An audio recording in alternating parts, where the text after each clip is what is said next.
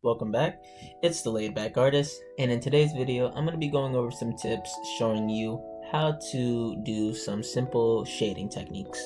Let's get started.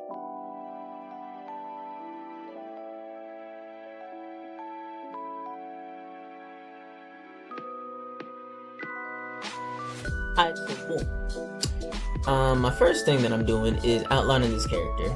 This is actually a commission piece that I'm working on right now. And through this process, I always like to start with outlining my character, or whatever, just happened to be drawn, lol.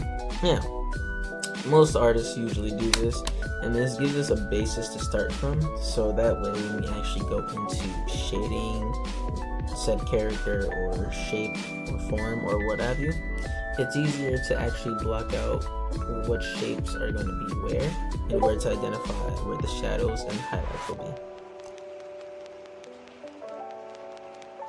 My first tip of advice is hatching and cross-hatching. Pretty much this is the known basic type of shading that most people do, and with this you're typically doing consistent line work through a motion pattern. Especially when you're doing it with hatching, since it's one line stroke that's moving in one direction at a time. Now with cross hatching, it's the same method, however you pretty much change the variation of which the stroke's direction is moving at. And so this allows for a lot of gritty and sporadic and kind of like grit and texture design that most people really like to look in terms of pen and ink shading.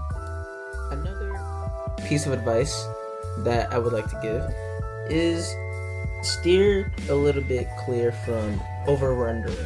And what I mean by that is while you're doing your pen and ink strokes, your shading, your hatching and cross-hatching, don't go so much into the piece to the point where you start to lose the main focus of where that shadow piece or how that shape is supposed to look within the object or within the piece itself. Myself included, I tend to do a lot of over rendering. I think that's just due to because I like to do a lot of consistent line work within my pieces majority of the time, and so that does tend to play a bad habit within my drawing. So as a tip for you guys, stay clear of that, and when you know you're doing that, pull away from it and just take a look at the piece as a whole, so that way you have a clear direction as to what it is that you're doing, and so you can move forward with much more confidence. Another tip to give you guys is to plan out your shapes, highlights, and shadows ahead of time, so when you go into the piece you know which direction you'll be moving in and where your shadows will be ahead of time, so that way it's a smoother and easier transition. Right now in this piece I'm kind of winging it, and that's because I'm internally guessing where I'm thinking where the shadows is going. Through the piece I'm kind of just over rendering where I'm thinking where the shadows would be. The most consistent part of the piece where the shadow is hitting the most is where the neck lies, and there's light hitting the back of the head, while there's shadow in between the corners of the face and the hair and everywhere else.